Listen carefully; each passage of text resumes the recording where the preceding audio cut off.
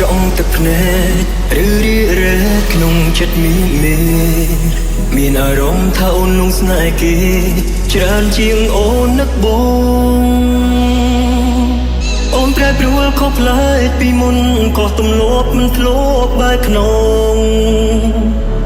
កើភ្នែកបងឃើញអូនរីងរៃ